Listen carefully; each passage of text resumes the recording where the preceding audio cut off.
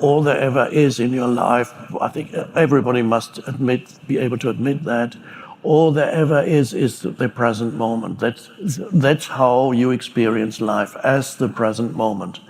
And if you disregard that and reduce it to a means to an end, or actively dislike it, then your life is dysfunctional and extremely unconscious, and you are a trouble to yourself. You create problems, you create conflict continuously. It's insane.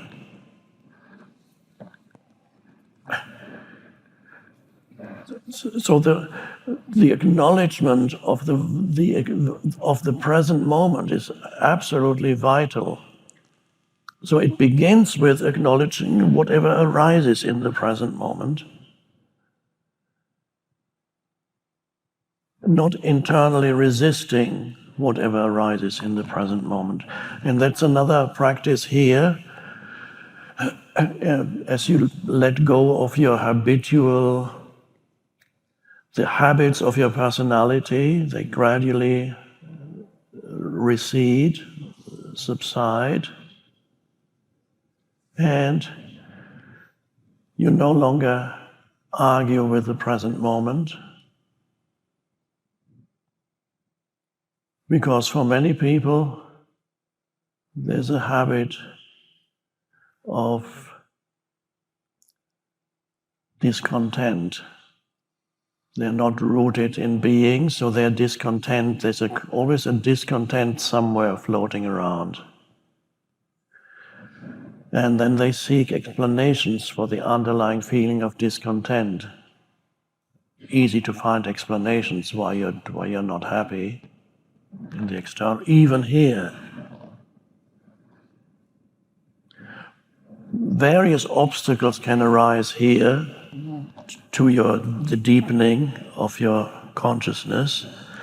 One of the obstacles is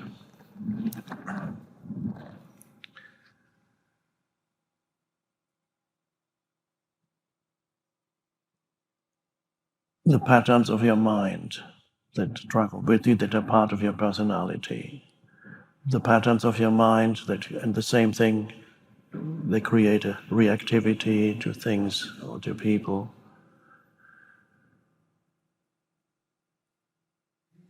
But another obstacle is, it's too nice here.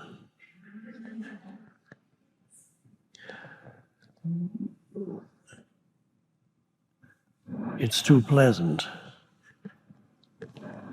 How can you awaken in paradise? Nobody would awaken in paradise. You're much more likely to awaken in hell.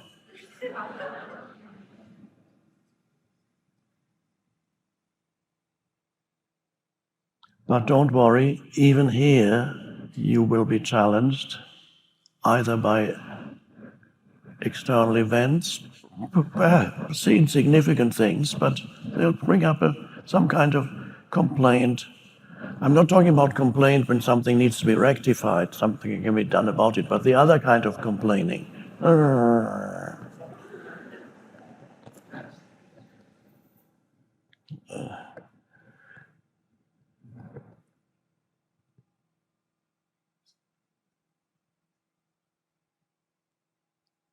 So watch your mind.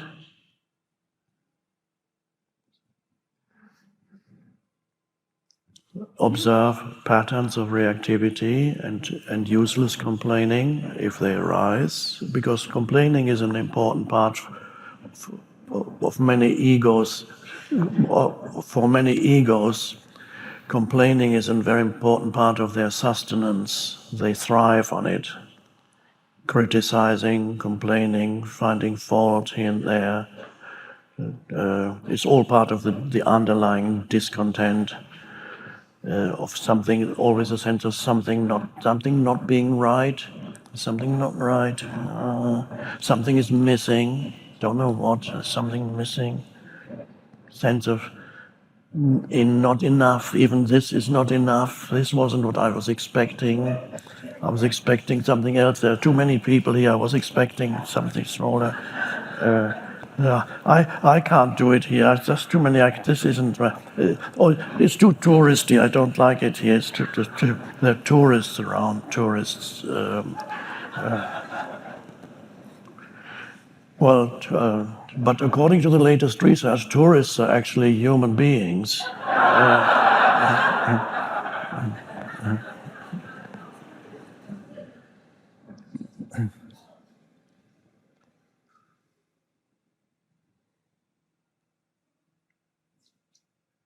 So if you come to a place of living aligned with the isness of the moment, this is a beautiful spiritual practice until it becomes second nature.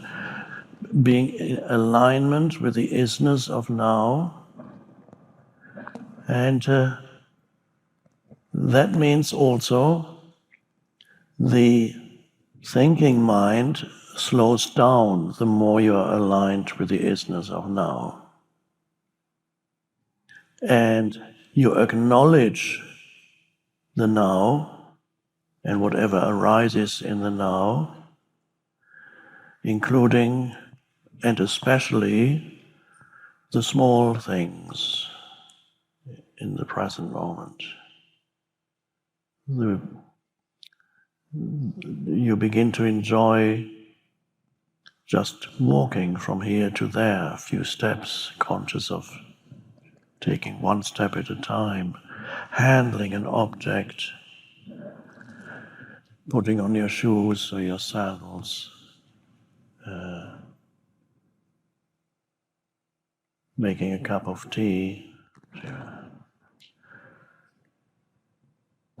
You come to acknowledge the aliveness of everything, even so-called inanimate objects, because ultimately nothing is inanimate. I want to go more deeply into that during this retreat.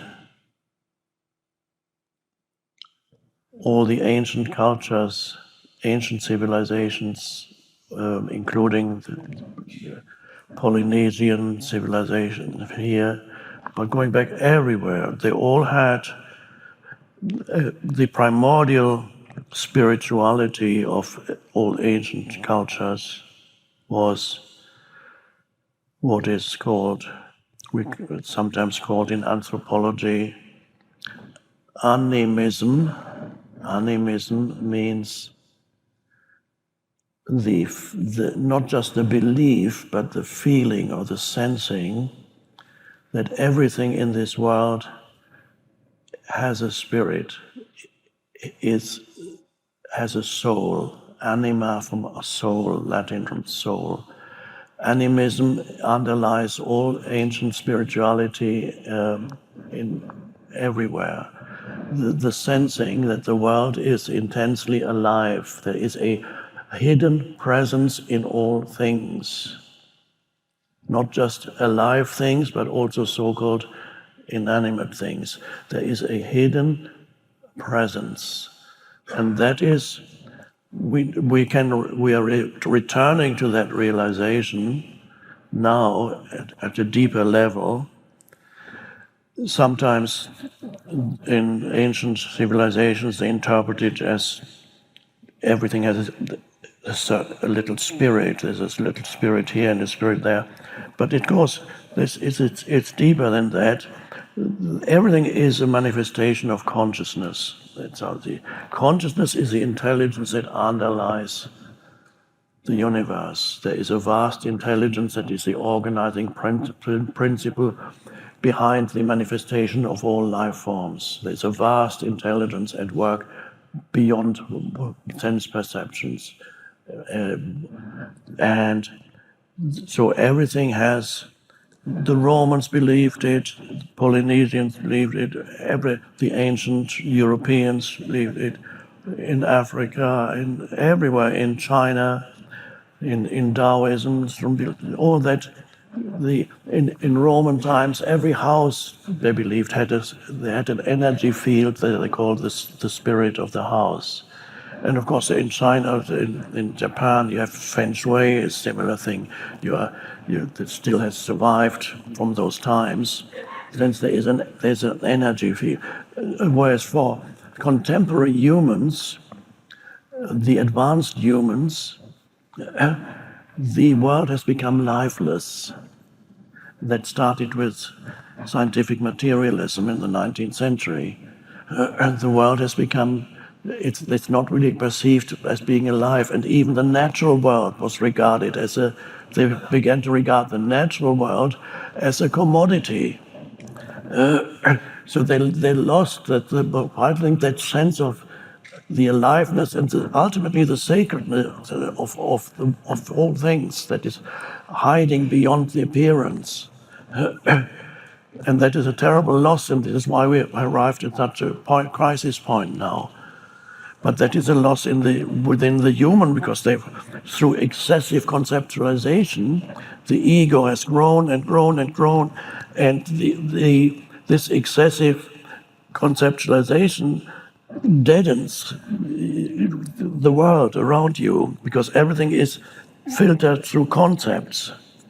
Every human that you meet is called something. It's filtered through conceptualization. There's no longer that sense of connectedness, neither from one human to another, nor from human to nature. And even the connectedness with an object. I've had for many years, I've had this, people, when I mention it, people think I'm a little weird. Well, I suppose I am a little weird, but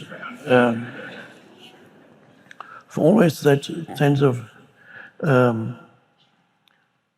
that certain objects that I live with, they're kind of my friends. It's not an attachment, not an egoic attachment, just an acknowledgement.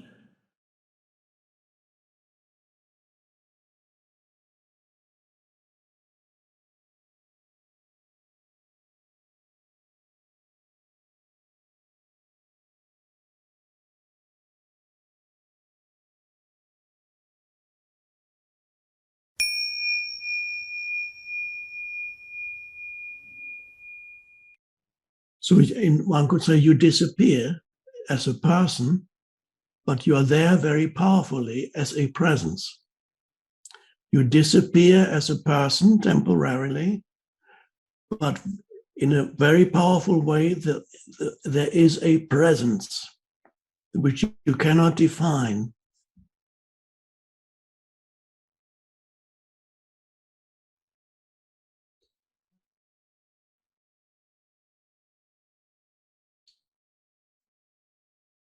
And you then access this dimension that is, one way of putting it, it's pure power, pure intelligence. Anything created arises out of that.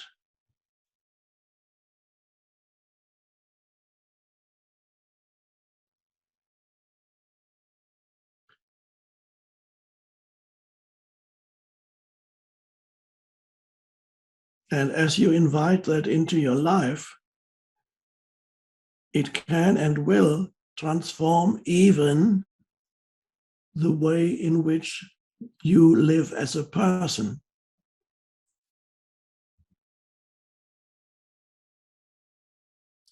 And that happens without you thinking that you need to transform yourself. A transformation happens even to the person, although the person obviously will always have certain limitations. You are good at this, but you're not good at that, and so on. The person obviously cannot be perfect. There's always certain characteristics that define a person. It has form. That's understood. But that dimension, as you access that, flows into the conditioned entity that we call the person, and can use the personal mind and express itself through that. In other words, inspiration will happen more easily. Intuition happens more easily. A creative ability develops more easily.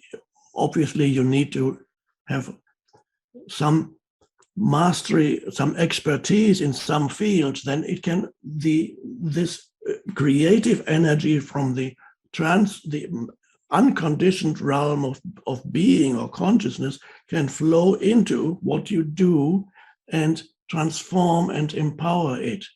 Of course, you need to already, in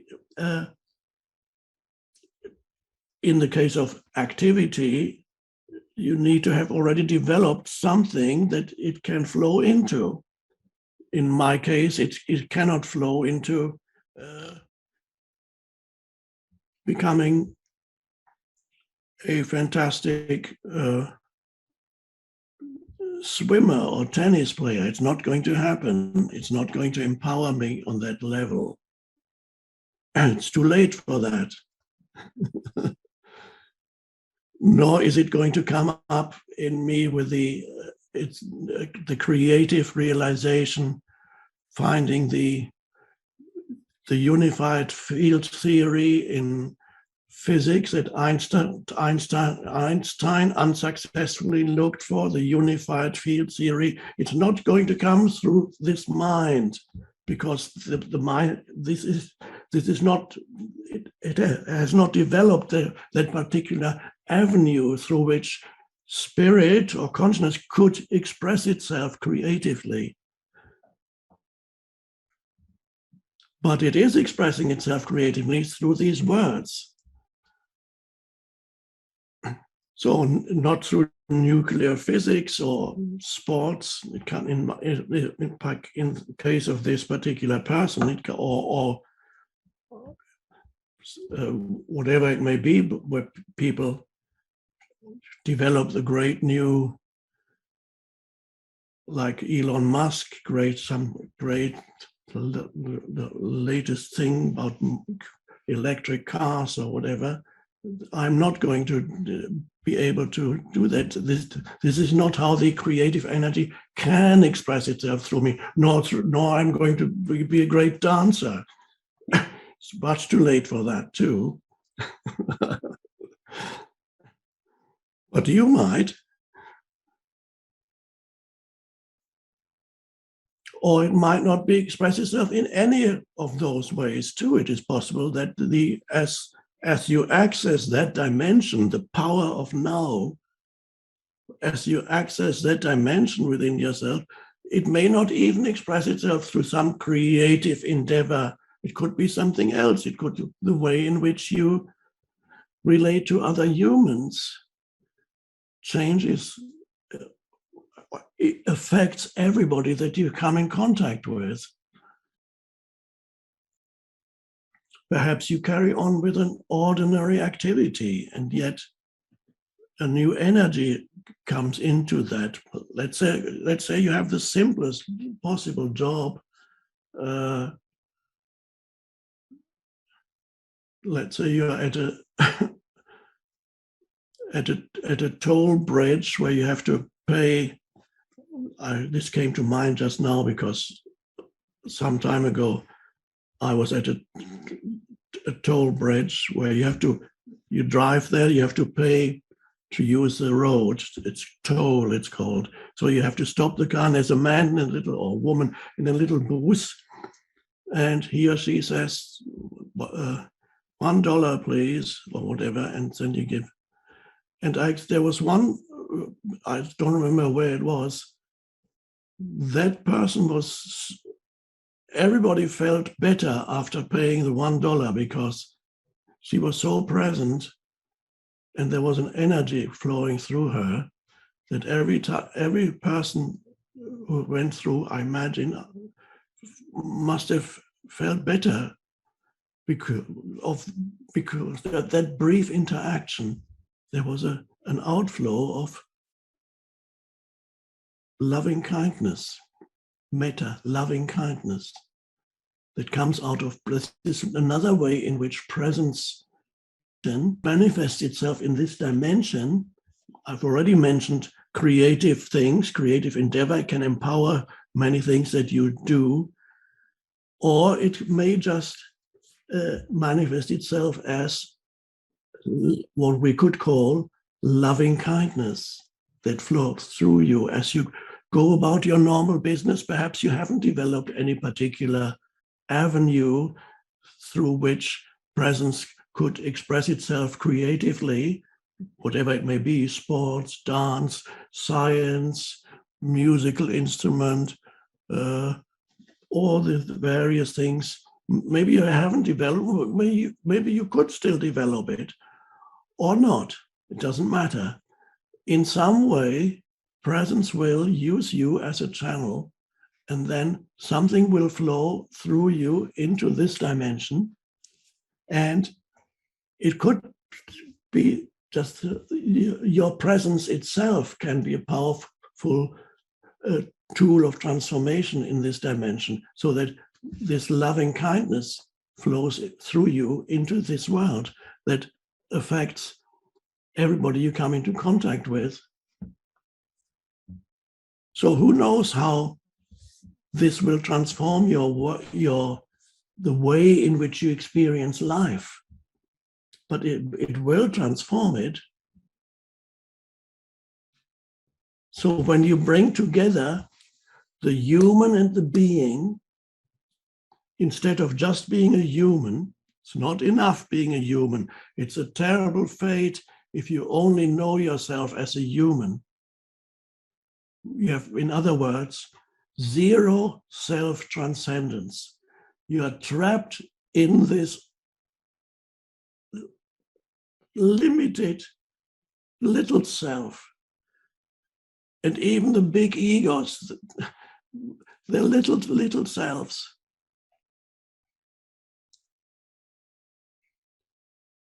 If the egos, there are some people who seem to have achieved much in this world only through having a huge ego.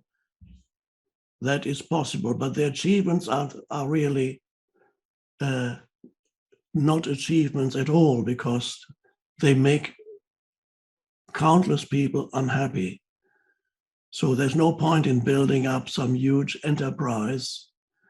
And while you're doing it, you're not only unhappy yourself, you make everybody else unhappy too. That does not transform this world.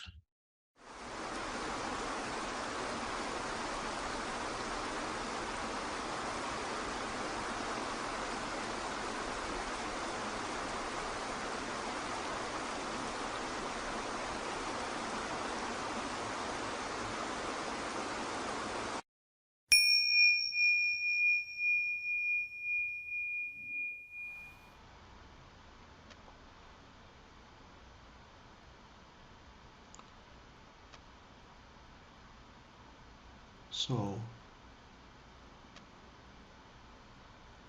your task is not only to find moments in your life when you become still, alert, present, to realize for yourself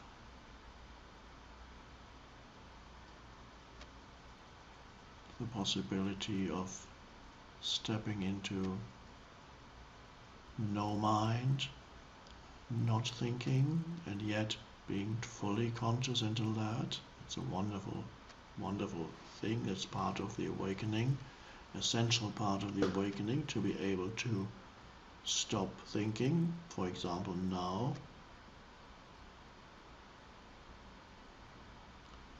and now,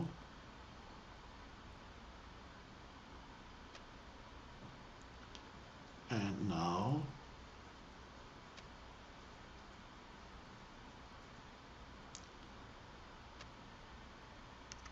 Don't get scared. It's only the ego that might get scared, because it says, I'm disappearing.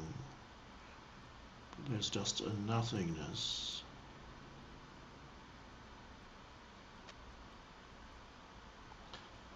You're not disappearing. Who you are essentially is emerging more fully when the mind stops, like now.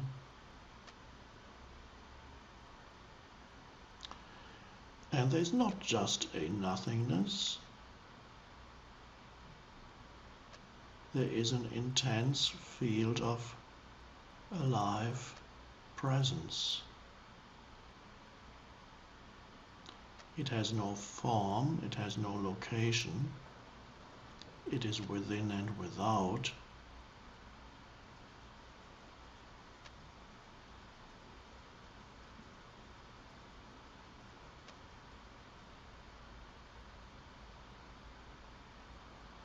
So it's wonderful to be able to step into that state of consciousness. It means you're awakening. The awakening process is happening. Even to say you are awakening isn't quite correct. But the awakening process is happening.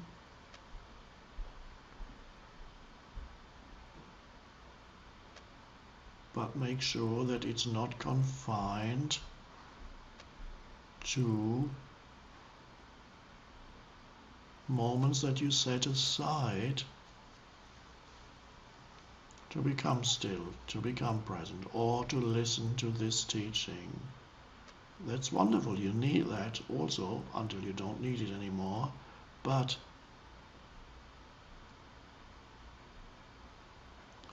it's essential to have your daily life, your working life, at work, your relationship life, relationships, both family relationships,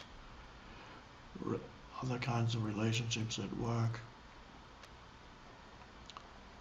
interspersed continuously with the presence of the stillness, so that you don't spend, let's say where you work in an office, you don't spend 9 to 5 getting lost in doing and in your mind and getting upset and getting angry and or participating in all that.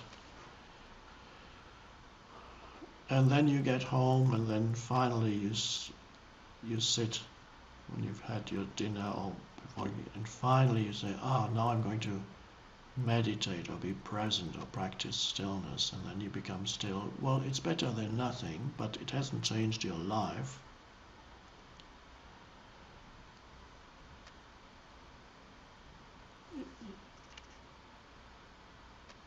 Make sure there's not a separation between your spiritual life and your working life.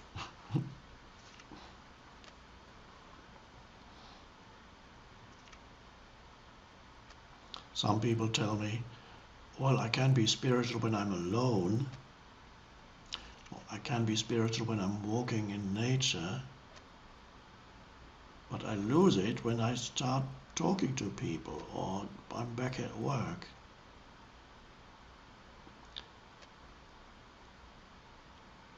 So you need to be aware of that, so that even while you are engaged in doing, you're still rooted in being.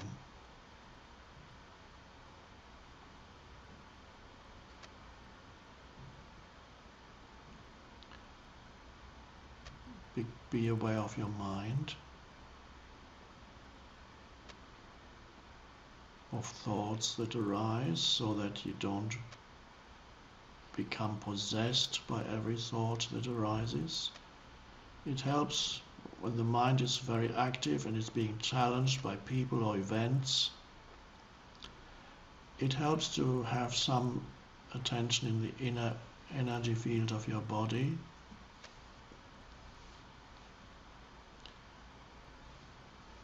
and feel the presence that is in every cell of the body. It's alive.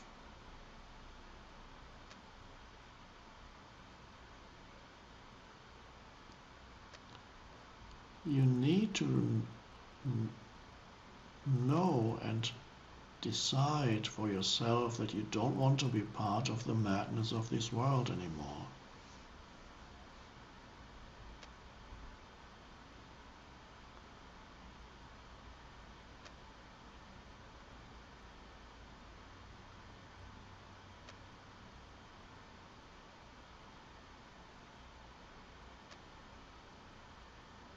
And when something challenges happens, you lose something, your bank manager calls about something, and then the assumption of the egoic mind is, this isn't the time to be spiritual, I have to deal with this first.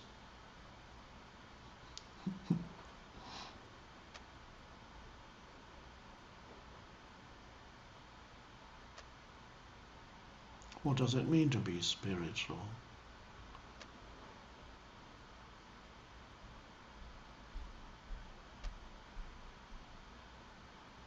It means to be aware of yourself as the presence.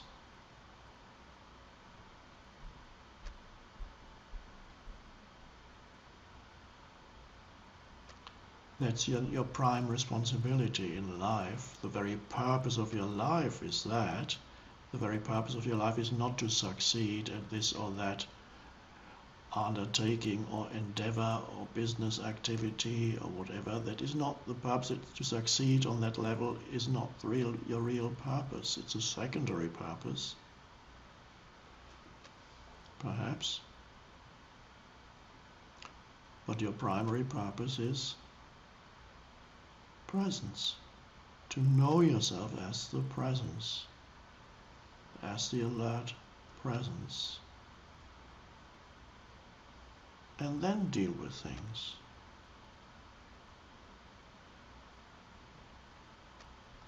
And then you will notice what happens or does not happen. You recognize that as secondary. Whether some endeavor succeeds or doesn't succeed is also secondary. You are very active, and yet you realize everything is secondary to something else that's primary.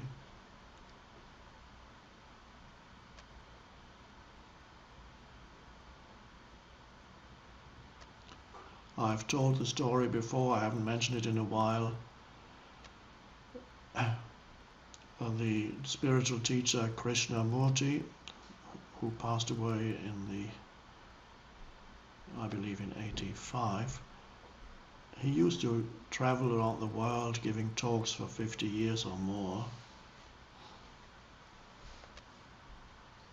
And in one talk towards the end of his life, he said, people have often asked me what my secret is, and now I'm going to tell you what my secret is. Everybody got very alert suddenly, including the people who had been following him for 30 years without getting it. And then he said, my secret is this: I don't mind what happens.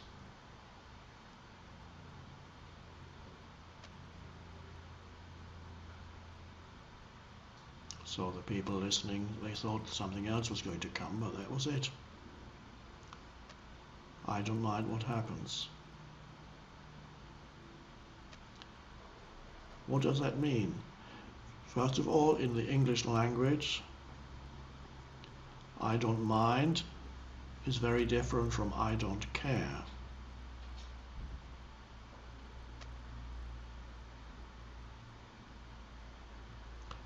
If English is not your native language, you can look up the difference. If English is your native language, you know intuitively that I don't care is a negativity, and I don't care what happens. I don't care what happens to me anymore. I'm fed up with life. I don't care. You still do care. You're in a negative relationship to the world and to yourself. I don't mind is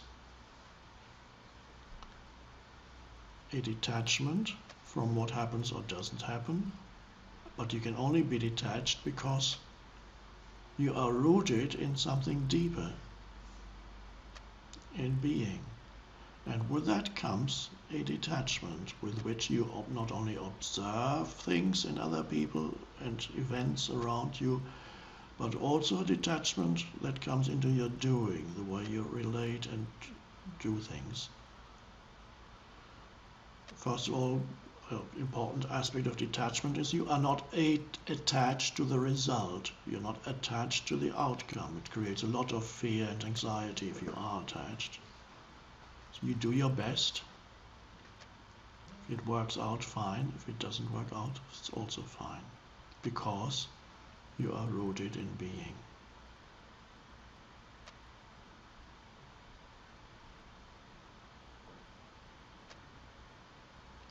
And the strange paradox is, it's more likely to turn out fine if you're rooted in being and you're not anxious about the outcome, because the anxiety about the outcome creates a lot of secondary negative energy.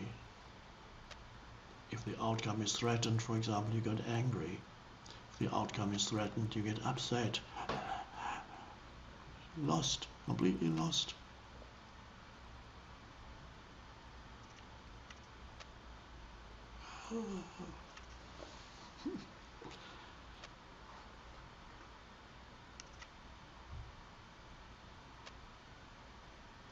So that is the secret of life. The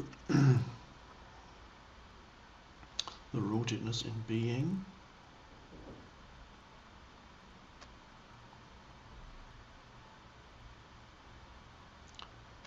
And then enjoy the spectacle of life around you. Every moment there's beauty, every moment. And you can even enjoy the doing. You might not be as hyperactive as somebody who is completely lost in doing, but that you're doing whatever you do will be more effective, because there'll be an unconditioned intelligence behind it and a power flowing into it that is deeper than the merely personal realm of mental power, not separate from it, but deeper.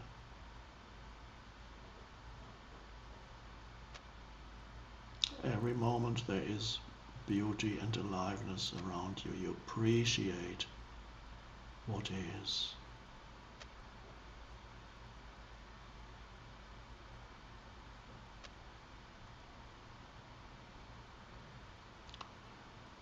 So I wish you happy Christmas, and I'm here in British Columbia, Canada, just outside Vancouver, and the beauty here is the trees and the sky. You can perhaps see a little bit of that on the screen. And wherever you are, it'll be something else. Just give it attention, whatever is there. Acknowledge its being. When you are rooted in being, you can acknowledge not only the being, you can sense the inherent aliveness of other humans, of animals, and even of inanimate objects, of nature, of course, but even inanimate objects. Everything has a a beingness to it. It is. So I'll leave you with that and the contemplation of the trees here that I can see from my place. I wish you well. Be at peace.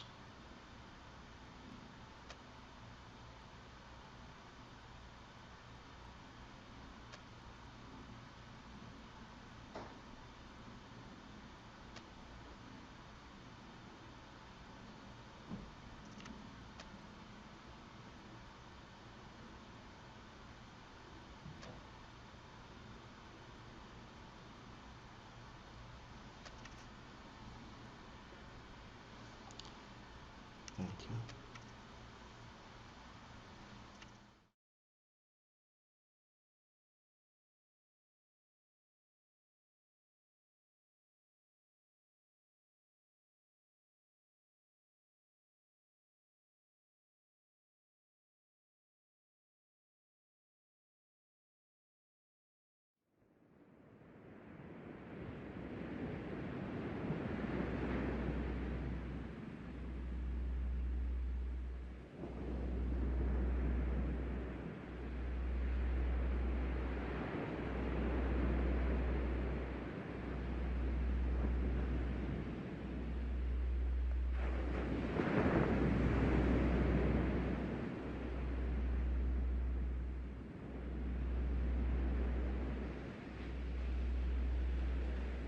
At this moment, you are aware of where you are. You're aware of the room. You're aware that you're breathing. In addition to that, sense perceptions, perhaps some feelings, a few thoughts floating through your head, or maybe no thought, maybe just a clear sky inside you, with just little puffy clouds here and there, little thoughts, and then disappear again. So perhaps you're the clear sky, and the clear sky is the awareness.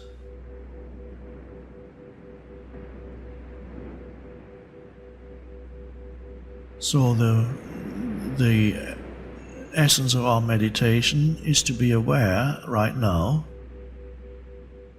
Whether or not your eyes are closed or open doesn't matter. Whether you are aware that you are aware. Whether you are conscious that you are conscious.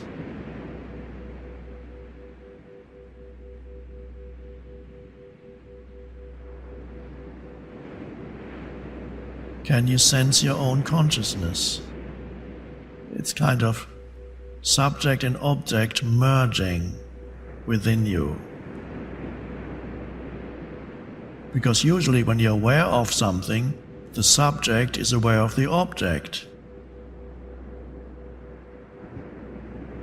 But when you're aware of awareness, the subject is no longer aware of an object because there's just awareness. You're aware that you are aware.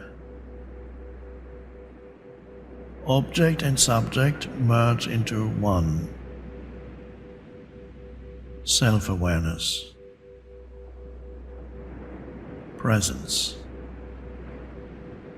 That's the sky, the clear sky. Occasional thoughts may come, not a problem. And you can be aware with every cell of the body, an alertness that pervades the entire body. It's not the body anymore. It's just the space.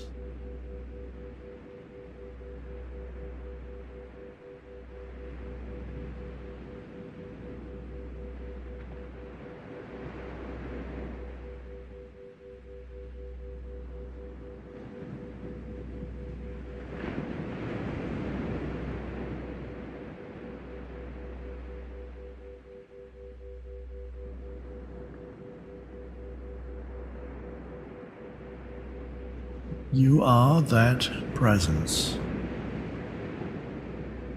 There's nothing to know about it beyond that. You can't know it. You can only be it.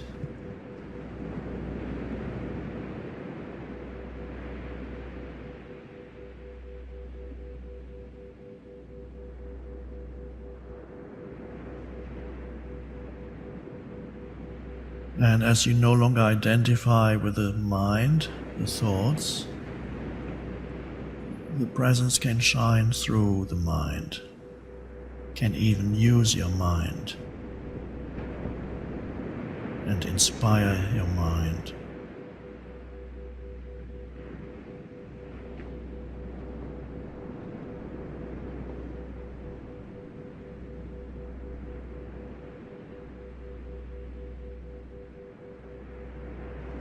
Another word we can use is stillness. That's the stillness within you. Vibrantly alive stillness.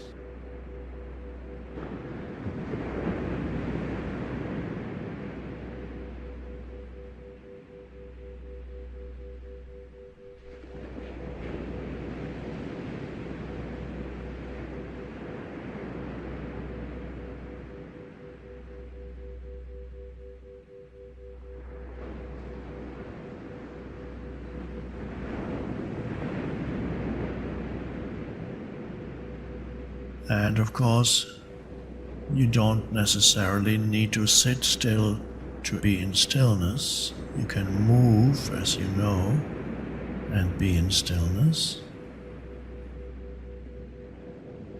That's the beauty of it. You can do things and be in stillness. Can interact with another human being, can even speak to them and be in stillness as I'm speaking to you now, but I'm in stillness. The words are just floating around the stillness.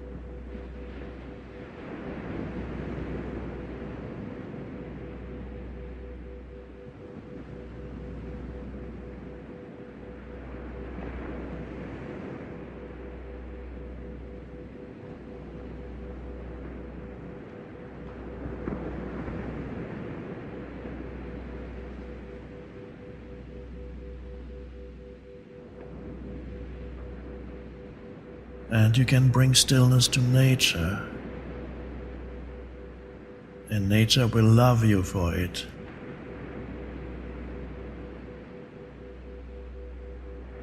And you can share stillness with a tree. See if you can be as still as the tree. That's something.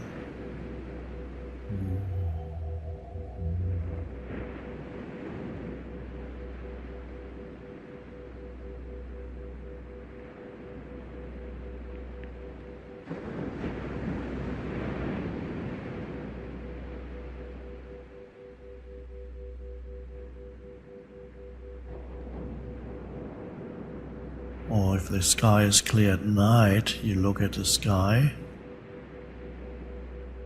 There are stars. But there's the vastness of space, which is also stillness. There's not a single sound in space. Only in science fiction movies. But no, there's no sound in outer space. The deepest stillness.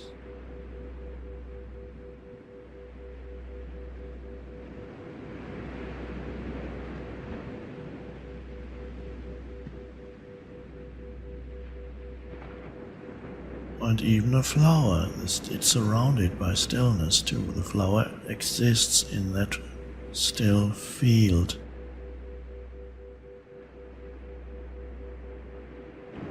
So if you need a little bit of help to find the inner stillness, go to a tree, look at the sky, the night sky, or the sky at sunset as it gradually darkens, very still and spacious. Or you can touch the earth. It's also very still. So many things can teach you stillness and help you.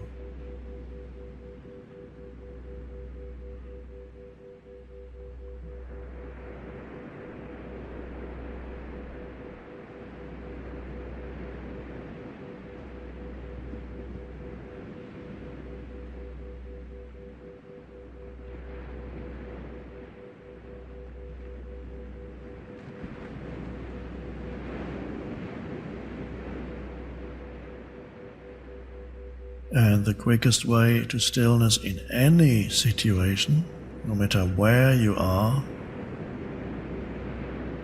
whether on top of a mountain or Times Square or Piccadilly Circus, in the midst of traffic, is to welcome the present moment.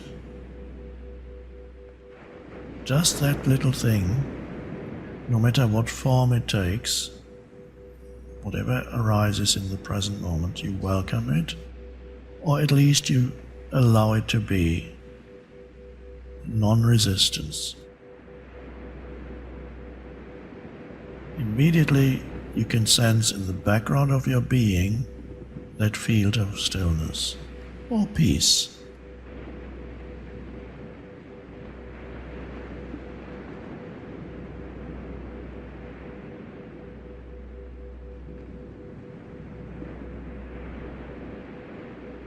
So that simple thing, allowing this moment to be as it is, connects you with the transcendent in you. Couldn't be any easier than that.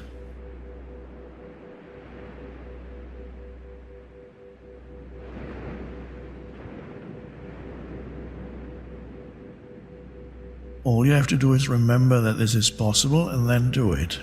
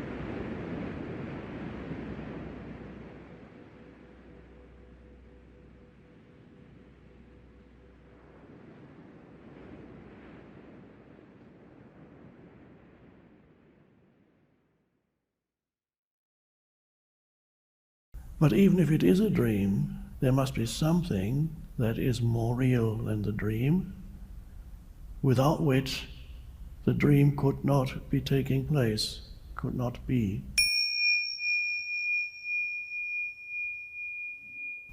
Here we focus on being, because most humans are suffering from a dreadful affliction, which we may call forgetfulness of being.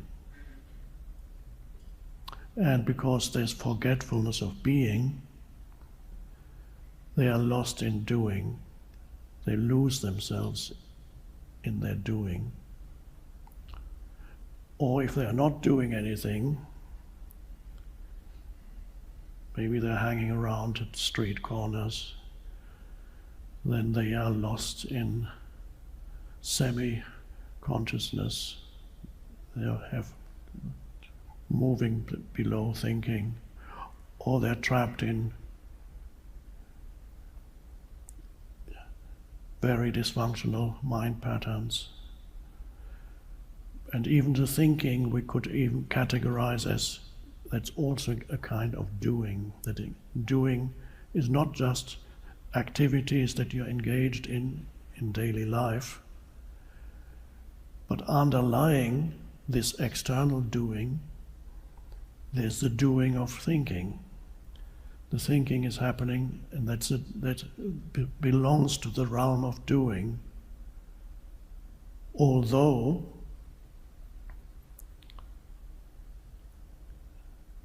in most cases, it's not you who does the thinking. You are not doing it. It is a doing, but really thinking is something that happens to most people. It's not something they do voluntarily as a choice. So thinking happens to you, one could say. So I sometimes say you don't think, you are being thought. You're being created by the involuntary and compulsive movement of thought that is conditioned by the past. And this involuntary compulsive movement creates a mind-made kind of entity, a sense of self, and this entity is the ego, and for most people that's who they perceive themselves to be.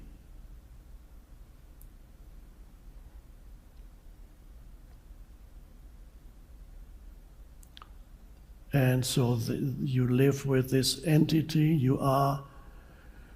there's a good analogy one could use, that is that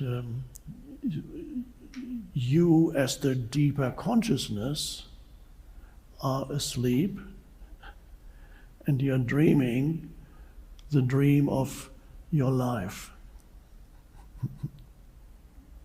Occasionally you might wake up briefly and then you fall back into the dream state, which is whatever drama is happening in your life, whatever situations are happening in your life. So there's a personality or person that's a dreamlike entity. From the point of view of the awakened consciousness, you can clearly see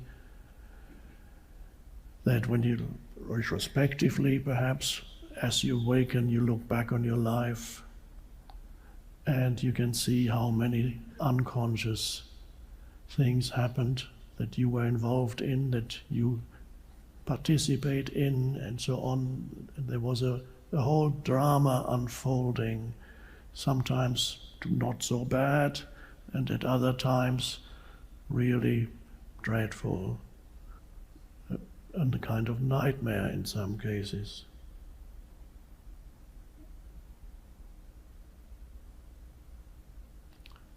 And so if you go back in all traditions, whether you go to Western philosophy or Eastern spiritual traditions, there's often the comparison of unawakened existence with a dream state. Many Western philosophers also have questioned it, and is life a dream?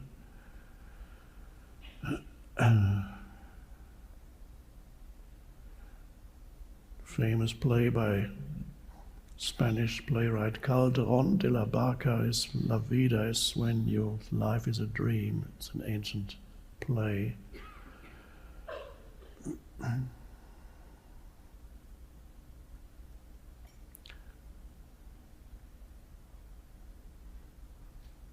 So the extent to which you are still identified with you as a person, you may still be trapped in the dream.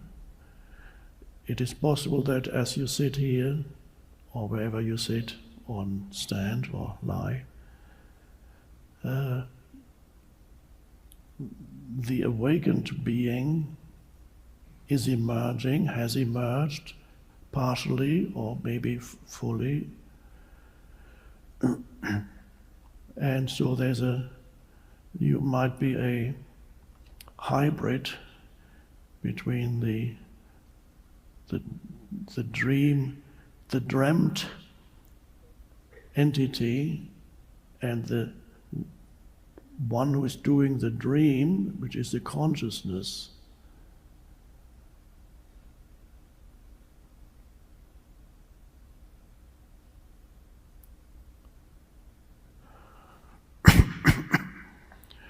You've probably heard of lucid dreaming, which means this is actual dreaming when you're asleep and you dream.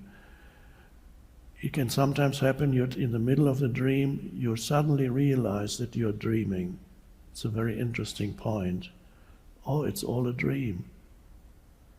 And then you might think, okay, I could do anything now. What can I create in this dream?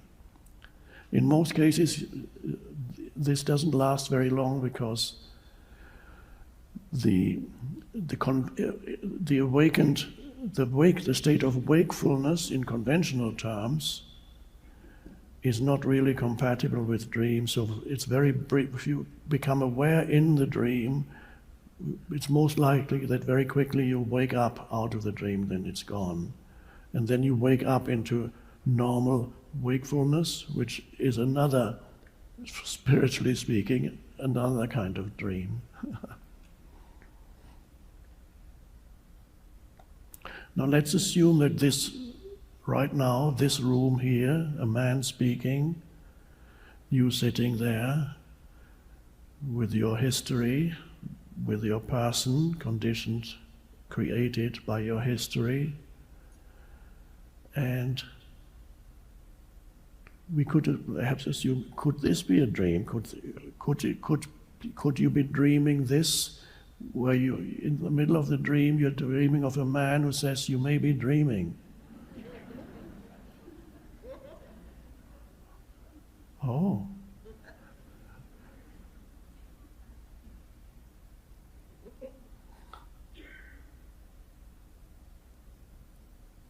And let's assume for a moment that that is the case, that you're actually dreaming this very place, situation, everything is your part of your dream.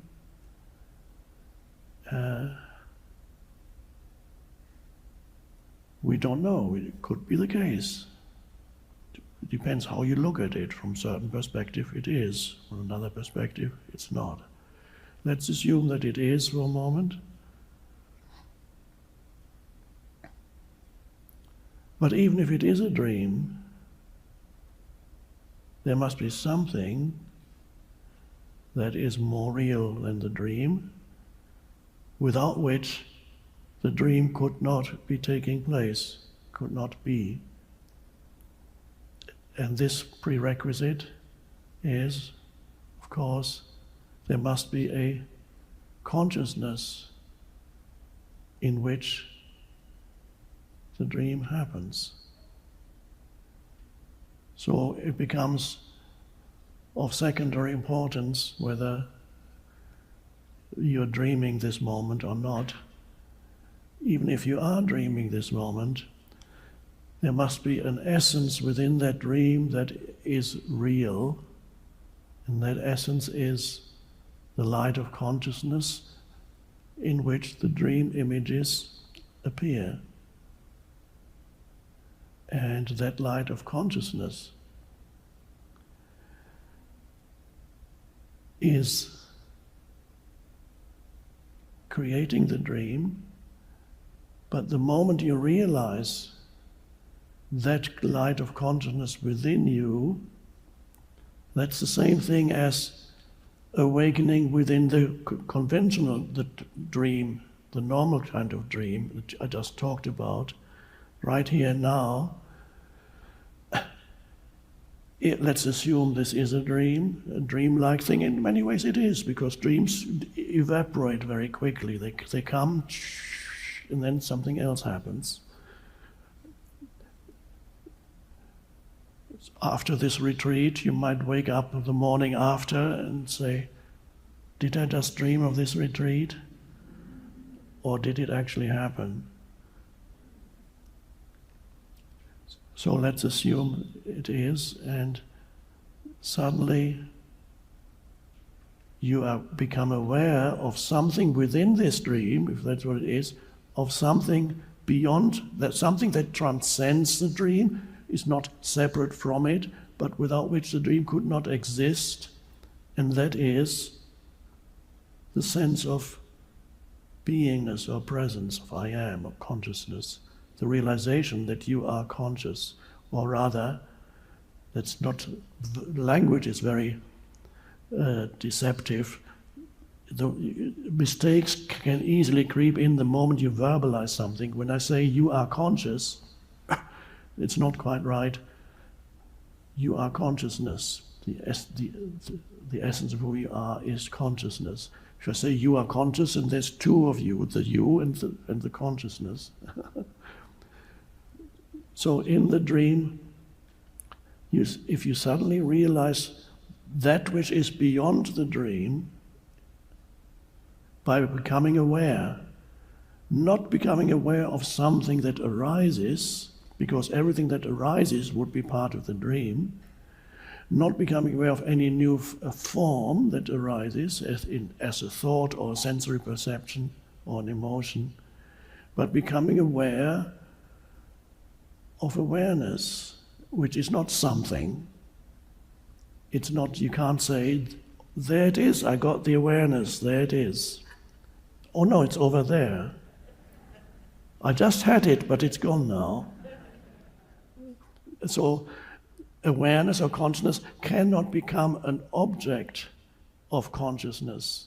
Everything else is an object that arises in consciousness. But if you attempt to make consciousness into an object, then you're lost again. You cannot make consciousness into an object, because consciousness is the very thing. If you're looking for, let's say you're looking for yourself beyond the person, where's the real me? Where's the real, I want the being behind the person that I'm looking for it. If you're looking for it, waiting for an experience in which this thing happens, that would be very misleading, because you would be waiting for some experience, fireworks, spiritual fireworks, the ultimate vision, as you see in some ancient paintings of Christian mystics, and they go,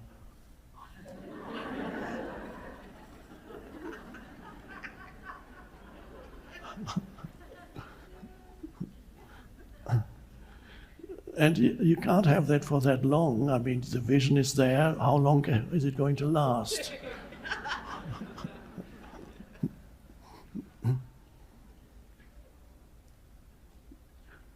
So if you're looking for yourself in the realm of experience or in the realm of manifestation, phenomena, object of consciousness, you can't find it there, because the very thing or no thing that's looking for yourself is you. It's like a flashlight. You use a flashlight to find the flashlight. I'm looking for the flashlight.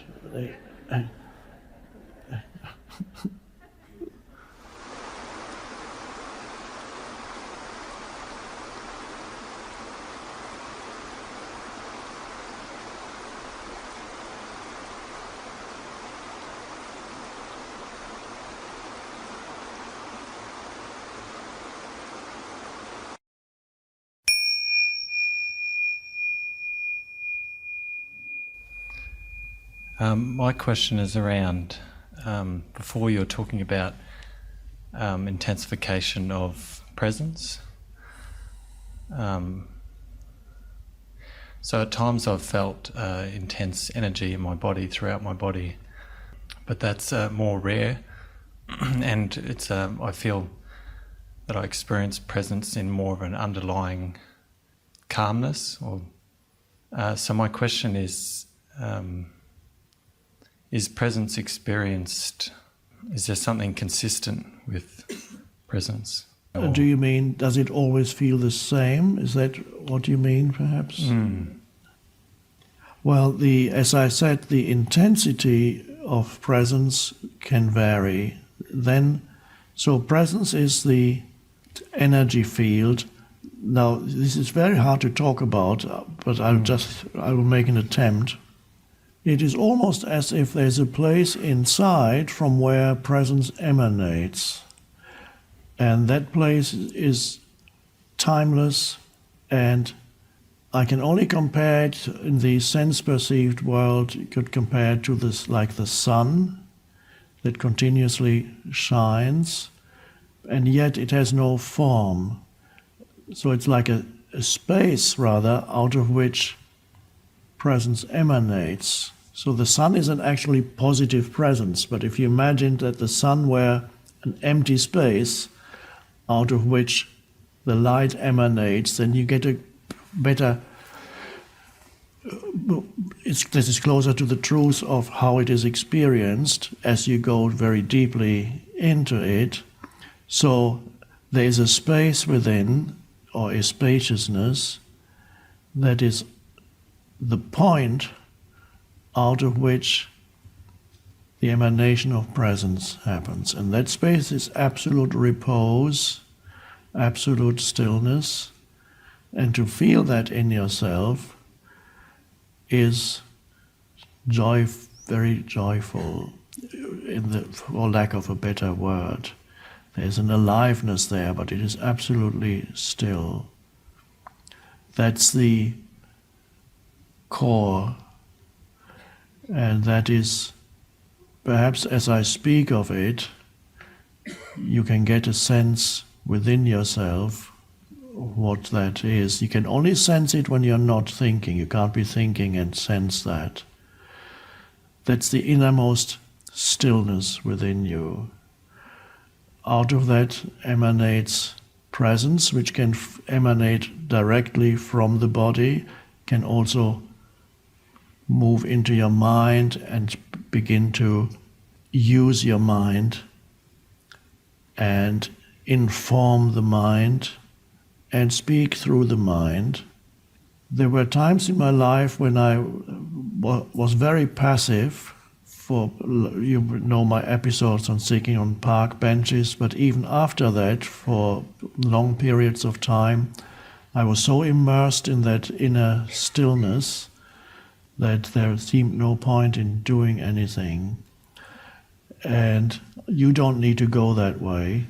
I didn't have any guidance, so nobody could tell me what to do with that. So I gradually had to learn for myself that you can be active in the world and at the same time completely rooted in the stillness. So you particularly mentioned the state of calmness when you can feel it. So it may be that you have that connectedness with a still point within and feel that very strongly. It's very hard for people to, people also differ in their choice of words when they speak about it. So you could ask, if you go to India or you go to any Buddhist country, you may find that, ask them about spiritual awakening, you may find that the words they use to describe it are very, very different. And only if you know already from direct experience what it is they're talking about, you can recognize that they're talking about the same thing.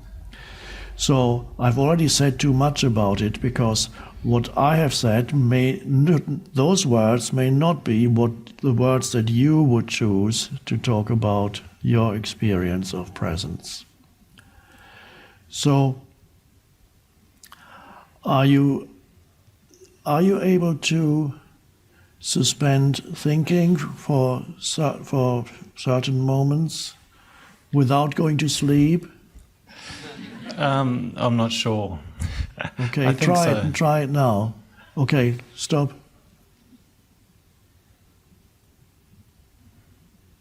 Okay, how was that? I don't remember a thought. Okay, Yeah. so there was no thought. Yeah. Because not thinking is not memorable. Okay.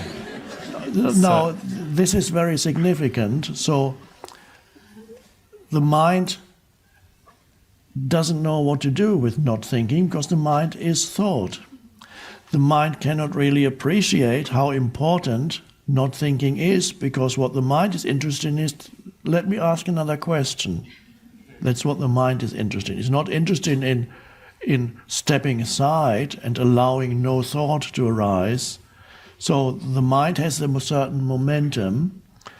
The most important thing is to become familiar with that state of no thought. Far more important than any question that could arise in your mind or any answer that the greatest spiritual teacher could give you.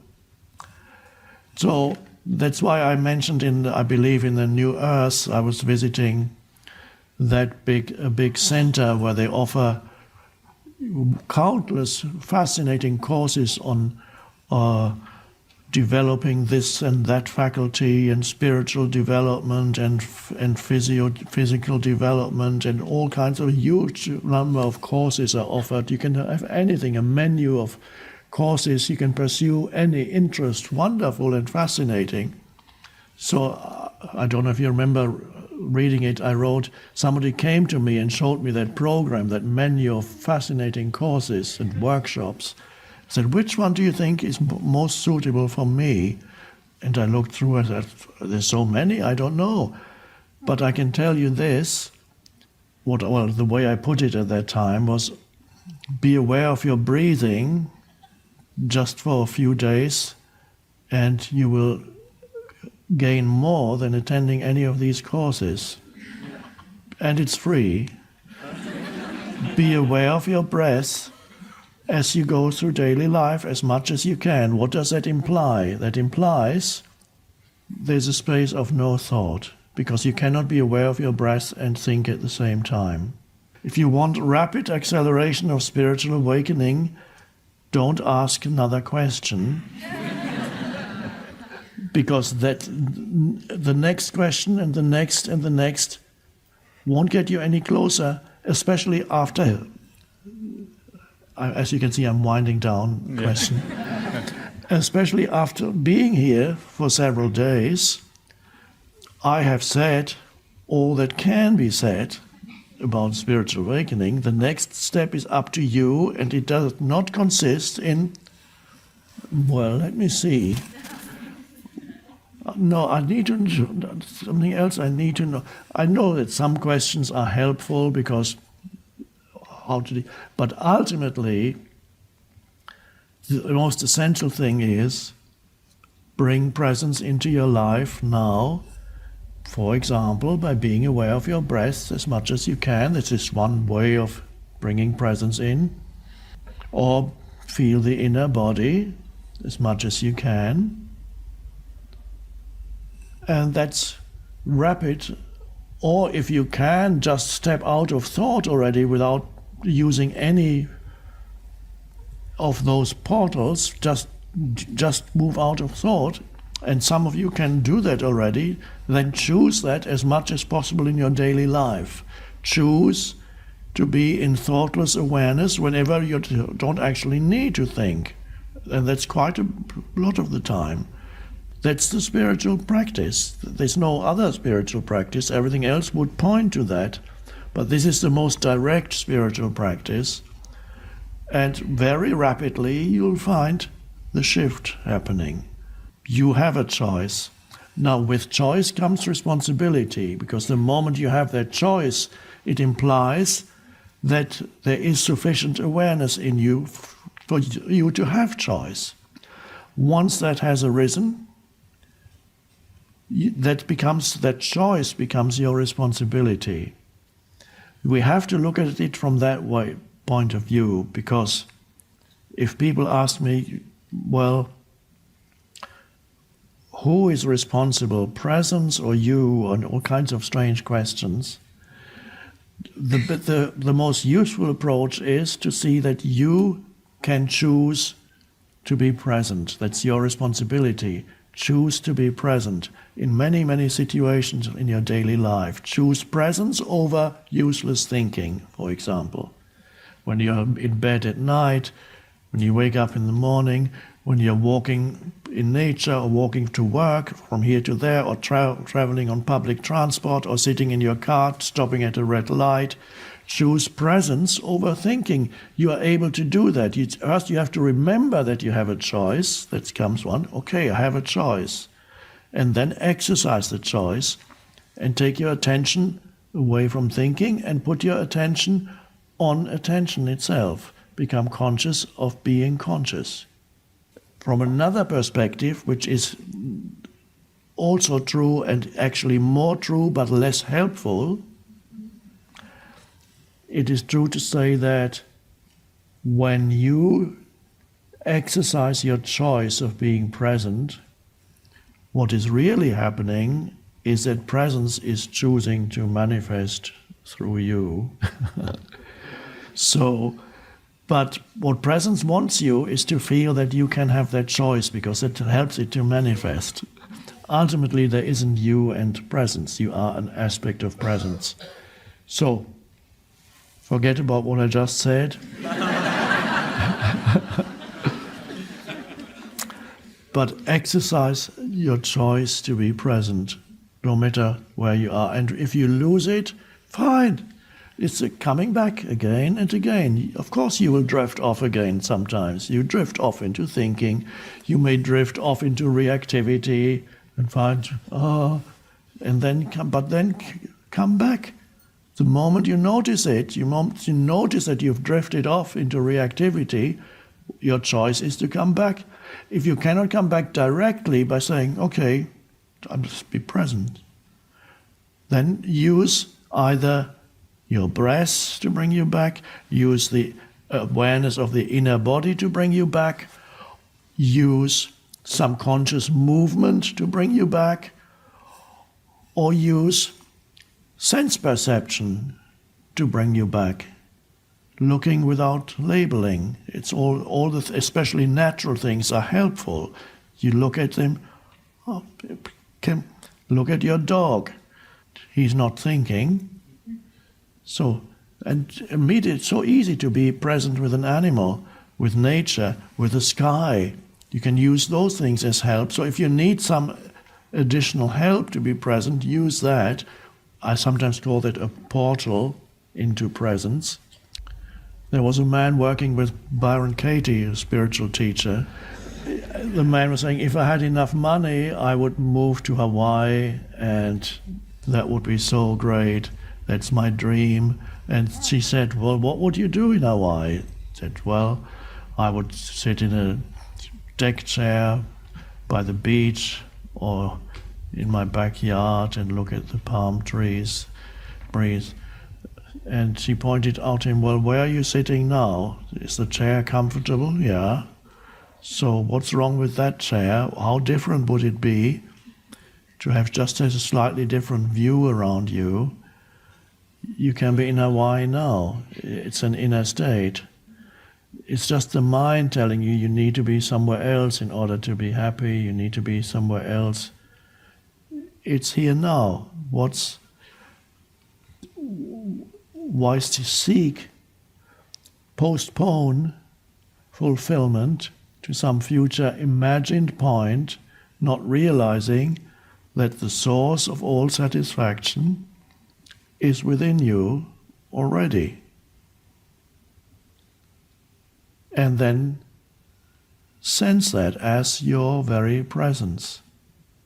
And everything else, whatever happens or doesn't happen, you catch the bus or you miss the bus, you lose money, you gain money, up and down, hot and cold, that's all the details.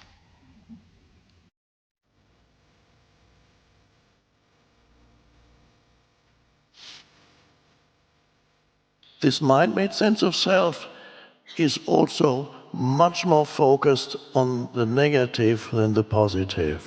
To be free, you awaken to who you are beyond your history and your life situation.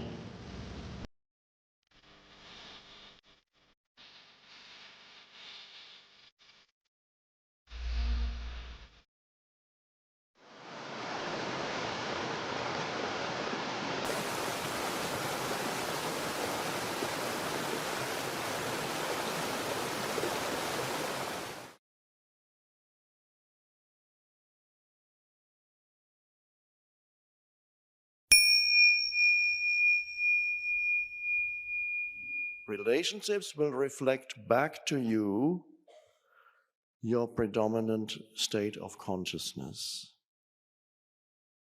And that's why they are so useful. And so if you're a hermit, then it's very easy to fool yourself as to your state of consciousness. If you avoid contact with other humans because you just don't want to know anymore, it's just too unsettling, then of course, yes, you can probably be in sustained states of, if you're lucky enough, somebody brings you food, you can be in sustained states of presence and believe that you have finally arrived, but it will not yet be deeply rooted within you because it has not been tested in the fire of relationships. As a monk I knew years ago, a Buddhist monk was telling me that he was in the East somewhere and he was a Westerner, but he had become a Buddhist monk. And his teacher, the abbot of the monastery where he was, allowed him to go up a mountain and sit in a little hut for half a year. And somebody would bring him food every day, and he had nothing to do but meditate and sit. And after the first month was dreadful, unbearable, because he was sitting there with his mind torturing him on the inner and the mosquitoes torturing him on the outer level. And then gradually he was able to let go of that and more and more presence was arising. And he then said, and then in the last month or so, presence was almost continuous, and he was convinced that he had reached the state of liberation. And then a message came from the monastery, which somebody had realized that your visa has expired.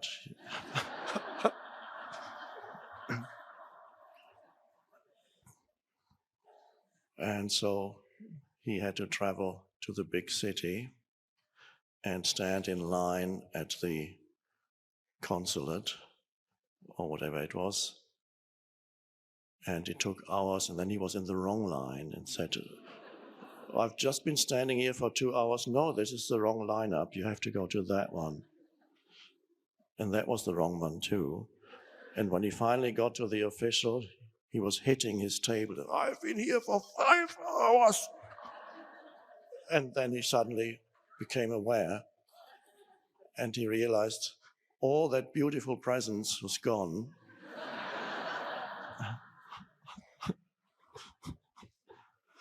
That's relationships. And that was an easy relationship, just an official.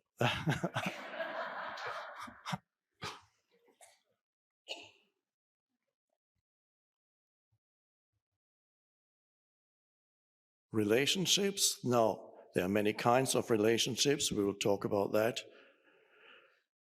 The essence of relationships, the question is always whether relationships are working harmoniously and beautifully or whether they are conflict-ridden is determined by whether there is space in your relationship.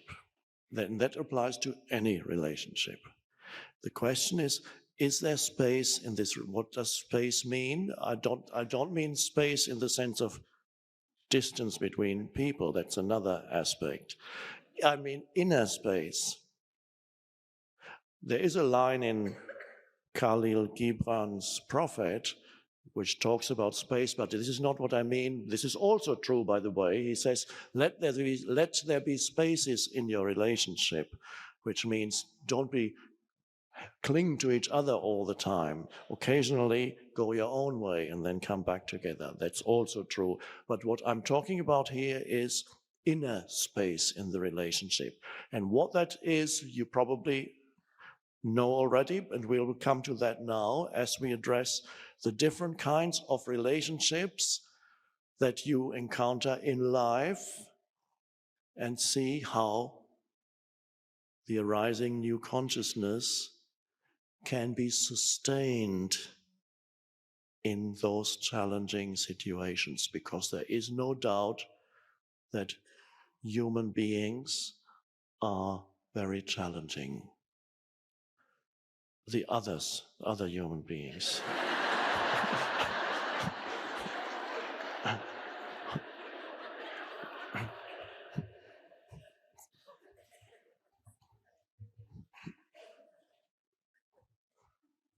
So you have, well, of course, the first thing that comes to mind when you talk about relationships is the intimate relationships, which usually start off as romantic and then become something else. This is what all usually comes to mind. What many films are still about, movies that you see, a large part are still about that. And it is what many people's lives are preoccupied with,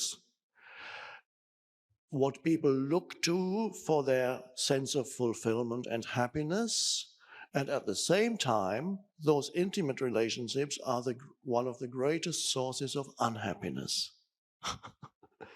So a little contradiction here, of course. People look to it for their fulfillment and happiness, and in many, many cases, the opposite happens.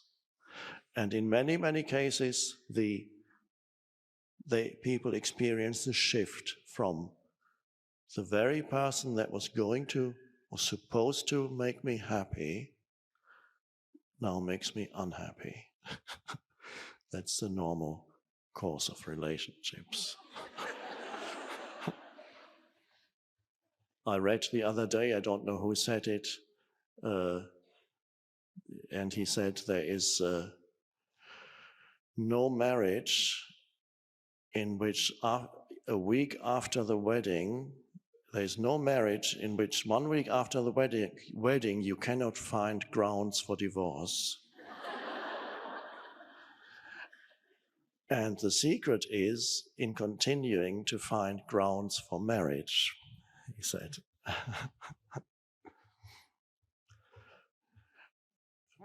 Let's put this aside, because that is the most problematic.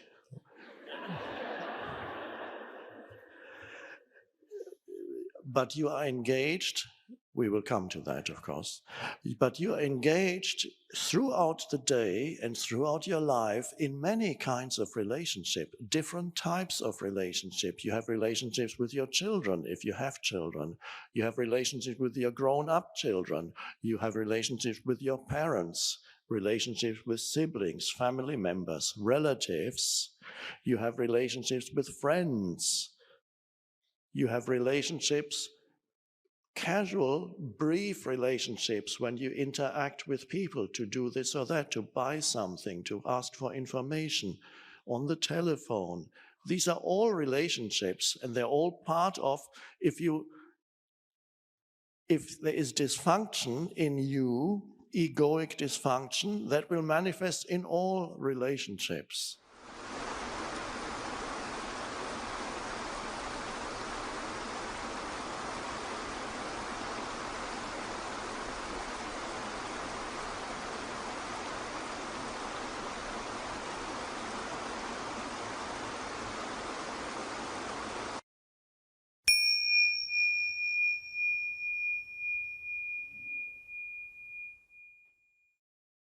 Every human acts, speaks in the way that corresponds to their state of consciousness at that moment. Sometimes you encounter humans, it's very common for humans to fluctuate between being relatively more conscious and quite unconscious. So you might meet the same person that you know well or family member in 2 or 3 or more different modalities of consciousness, as you might know. And when you're having breakfast in the morning and the family member or your roommate is coming down the stairs, you never know who is coming down the stairs that morning. It could be a very cheerful and lovely person. Isn't it great to be alive? And the next morning it comes to a completely different entity down the stairs and starts complaining, and why didn't you do this? You should have told me too long ago. I've been thinking about that all night. It's just awful. You always do that, don't you? Who is that? Well, that was the person that was light and cheerful yesterday morning, and who knows who is coming down the next day. So with people who are fairly unconscious, they are subject to enormous fluctuations, and you also, to the extent that you could call them virtually certain different personalities emerging at different times. So you're not dealing with one human being. People, and I'm talking about people who have not yet enough presence to bring about a more continuous state of identity. So you have all these people, and then you might talk to one person and he says, okay, I'm now very clear in my mind what I want, and I promise you those things that I did yesterday, 2 days ago, this will never happen again. I'm really become very clear now. It's all sorted out in my mind. And this person is genuinely believing that he's at a relatively slightly higher state of consciousness. And a few days or weeks pass, and then he or she does exactly the same thing as before, or worse. And then you say, he's dishonest. He lied to me. He said he wouldn't do that again. He betrayed my trust. I trusted him. We had a long talk. I started to trust him again. And then what did he do? He turned around and did the same thing and worse. Not realizing these are, because the person is relatively unconscious, different sub-personality take that person over, which are just mental patterns, mental emotional patterns. They could be called sub-personalities. They take over that person, and then there's somebody else there virtually. And so it's not, if you draw certain conclusions that this person now can never be trusted again. No, that wasn't the same person. It's several different people there. If you draw some conclusion and even draw some universal conclusion, then you yourself become deluded. If you say, you see, now I know people can't be trusted. They do lie all the time, don't they? So suddenly the one sub-personality becomes everybody. And well, it does apply to the majority of people still. You need to remember the majority of people are often completely possessed by mental, emotional forms of conditioning. And sometimes certain forms of conditioning arise very strongly and take over that person. And then that subsides. There's a little bit of, perhaps occasionally a little bit of awareness there before the next wave of conditioning comes and takes that person over. Once you see that, it's easier also to be with people because whatever behavior a person manifests towards you is the same as whatever the present moment presents. It cannot be otherwise. At this present moment, nobody can act beyond their state of consciousness at this moment. But you should be more conscious. More conscious? What are you talking about? You talk about consciousness, let me tell you what you did. Start arguing with an ego. You can never win.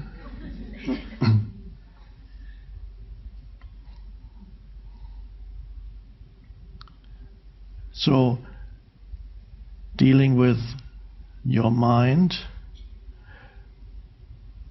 life is difficult, yes. People are difficult, yes. Situations are often difficult, yes. But they are much less difficult if your mind does not amplify the problems that you encounter and the people that you encounter in your life. That already takes away a huge burden, so that your mind no longer complains and has those patterns that deny what is, and that weaves huge stories around people and events and about the past and about the future, the worry, the regret, the anxiety. These are all mental events that do not have to be part of the difficulty of life. These can be transcended here and now. What then remains is the actual, and once you have tackled the problem-making dysfunction of your mind, and this is of course what we are all here, one of the reasons why we are here, and that is part of the spiritual awakening. Once you go beyond the problem-making dysfunction of the mind, it becomes so much easier to deal with the difficult things in life. They are far less complex than the mind made them out to be. And there's always just looking, giving attention, then you become intelligent. You only become really intelligent when you can suspend for a moment the thinking function. So you rise above thought, and then you become alert, and then you look. Okay.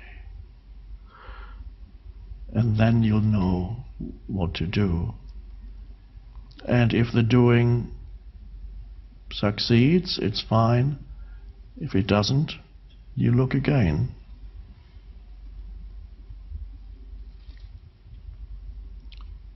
It's the art of living. So, without the dysfunctional mind, things get easier. The dysfunctional mind isn't there anymore when you accept the isness of the present moment.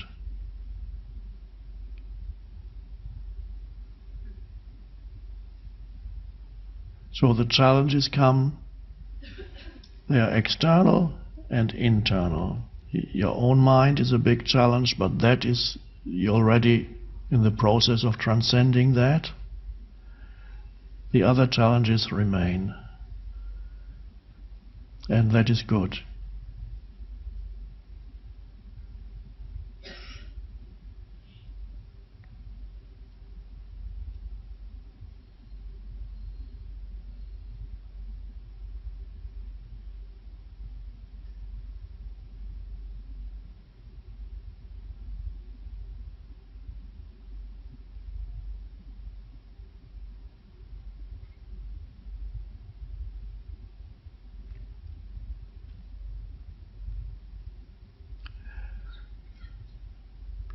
Do not wait, however, for difficult situations to push you into presence. It's good if that happens, but choose presence even when you're not being challenged, because that is vital.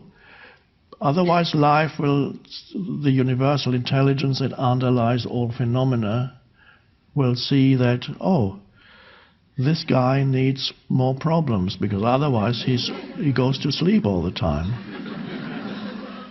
Let's give him a few more.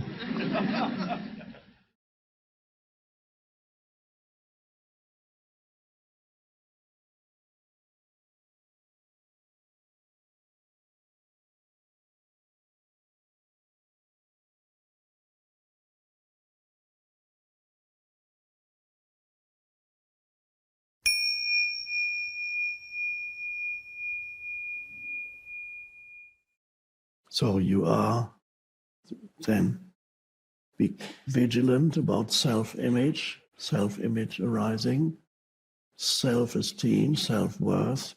Now, on the conventional level, self-esteem or self-worth are derived from the way in which you relate to society that you live in, to a large extent, certain things that you may have achieved or that you may possess, or in some traditional cultures, your sense of self-worth is to do with your ancestors. Not so much in the Western world,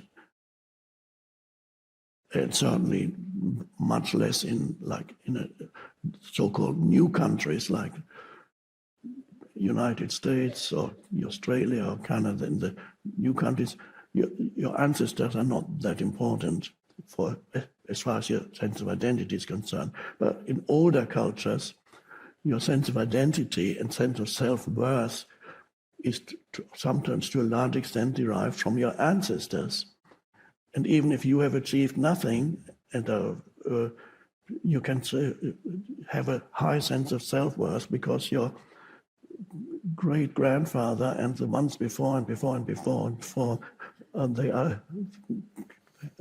they have achieved great things in the eyes of the world. Perhaps it means they just killed more people than anybody else. And finally they became, the king gave them a title of nobility, and suddenly they became a duke. And you have pictures of your ancestors on the walls.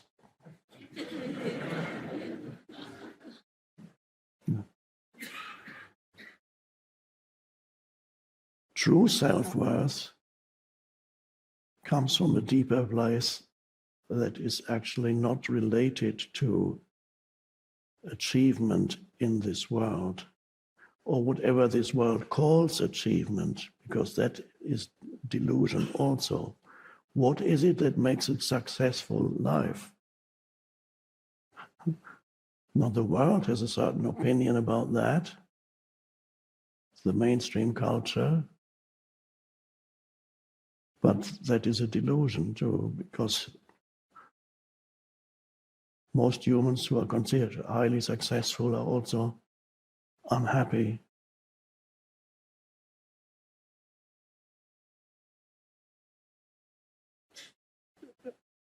Burdened with a huge ego in many cases,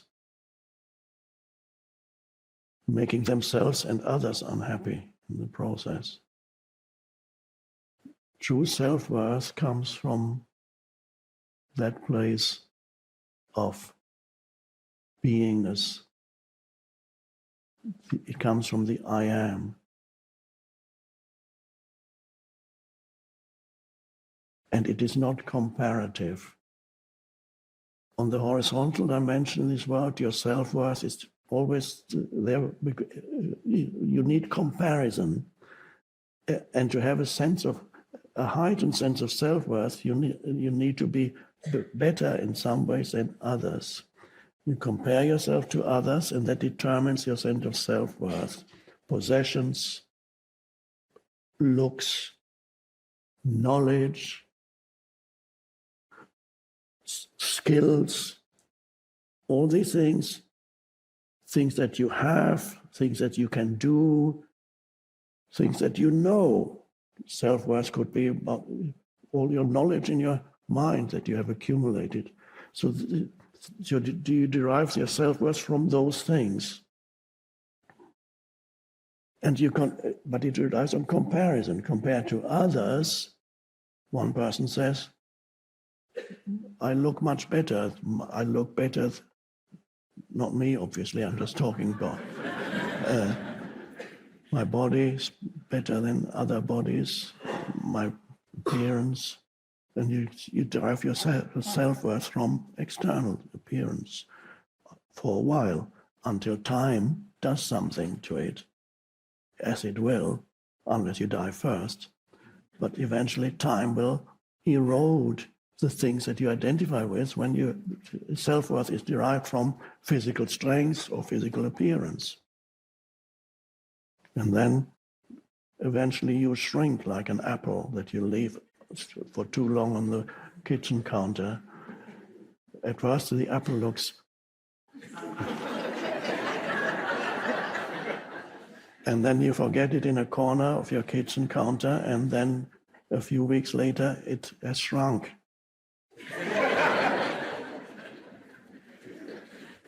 It's soft, it's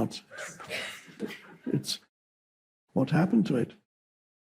Time did something to it. And it does that to your body too. So that's not a good thing to steer a sense of self-worth from, but it's very seductive, especially if you are blessed with a great body or great appearance. You have to be very careful, because it's not going to last, and then you'll be very unhappy. Possessions. I have more than skills. I can do this better than other people. I have more knowledge. And then you get a heightened sense of self-worth through comparison.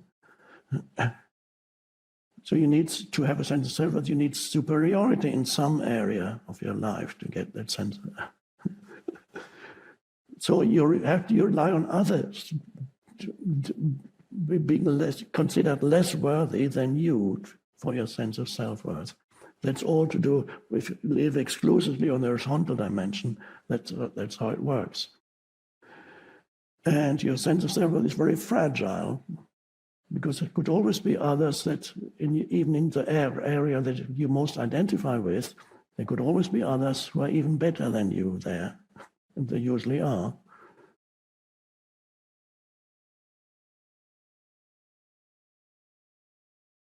And the true self-worth is not comparative at all.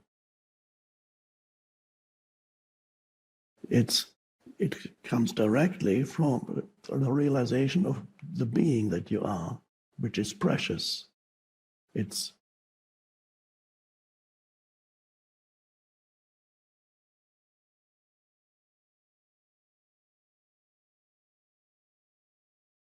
There's a sense of infinite worth or worthiness in there that does not depend on any comparison. It's life itself, the sacredness of life itself that you are. And success, ultimately, what is the only real success in life? It is how conscious you are, how much consciousness is manifesting, emerging, shining through you here and now. Not your historical past. Let's say that one or two of you have had a very bad life up to this point. Maybe every decision you've made has been wrong and has led to disastrous consequences. Maybe you spent years in prison, and then you're out, and then you didn't succeed in that, and then you suffered and so on. But now you're here. For some reason, you're here. This is an extreme case. It probably doesn't apply to any of you, but I'm just giving an example of, let's say, your total life up to this point has been a disaster in the eyes of the world, or maybe even in your own eyes. But now, somehow you go, and here you begin to awaken. Wow. To your essence identity. That is the only true success. your consciousness, your state of consciousness. And suddenly, the whole history of you was a preparation, although it looked like a total failure. It was a preparation for this awakening. And so retrospectively, this total failure of your personal history, it all made sense. You needed it to awaken. All the suffering that were perhaps inflicted on you by others and then self-created suffering, all the suffering has brought you to the point of awakening. So retrospectively, suddenly, it was all good. It all made sense because it was obviously you needed it to awaken. That's success. Not what the world tells you.